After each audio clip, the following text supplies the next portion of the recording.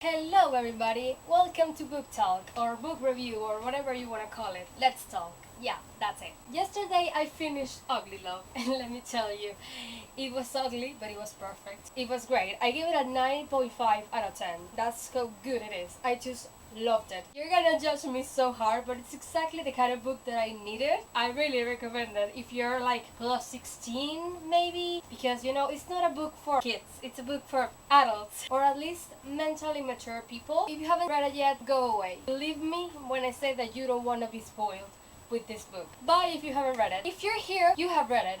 You know what I'm talking about. I was so afraid of whatever Miles did to Rachel or whatever Rachel did to Miles, because at the beginning of the book we got this guy that is drunk in Tate's door just saying, "I'm sorry Rachel, I'm sorry," and I thought for a second that maybe he cheated on her, but as the story progresses I realized no, he loves her so much, there's no way. Then when there's this part when he says like, "You're going to fall in love with me and I'm going to fall in love with you," I thought maybe he killed her because she didn't fall in love with him and he's saying sorry. But then that didn't make sense because they kissed and they loved each other so much and I was so afraid. And then she got pregnant and I was like, oh my god, she's going to die giving birth. That's it. Then I thought, why will he apologize if she had died giving birth? Maybe he feels guilty because he's the one who well, it makes sense. And then I thought, oh my god, the kid is going to die. But I didn't expect it to die that way. I thought he was going to die at the same moment, or he kill him somehow.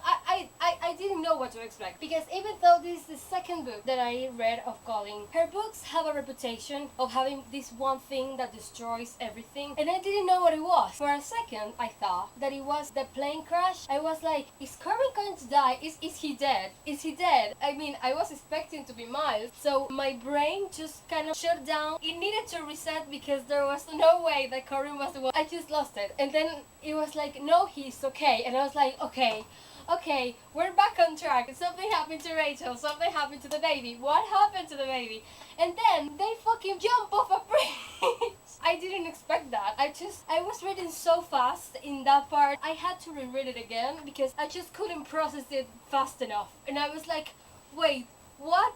It was rough. I didn't cry at that moment. I cried more for the frustration that I felt because of Miles. He feels guilty about something and we don't know till that point what is happening. What happened in this guy's life that is so horrible that he can't love again. And I thought it was worse. Like, what happened is really horrible and I get it, but it's been 6 years. It's just so frustrating to read him and to read Tate. She's like, I know he's going to fall in love with me, because we can see the difference with her. As we go along reading from her point of view, we see that he's changing, but he's fighting in his head, and it's so frustrating not to know what is happening in his head at that moment. And then with that moment in the pool, I was just like, what happened to you? And then after that moment we see what happens, and it's so much, it's so good. Then we have Tate. She just finished her relationship and she thinks she can manage stuff. She thinks that with time things are gonna get better and he's gonna fall in love with her. It does happen,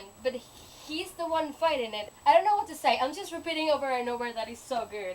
But it's so good. I really enjoyed it. I was really happy when I read it. Let me tell you, this book kicks 50 Shades of Grey's ass so hard. Like, this is the way that you write this kind of book. There was only one part when I thought it was too much. When she just found out that Corbin wasn't the one in the plane crash and they immediately have sex again, and I was like, I have way too many emotions right now to deal with this, and I had to stop. I was like, wait, I needed to reorganize my head. Like, no, he isn't dead. This isn't the thing that is going to happen. I think that's it. Thank you so much for watching.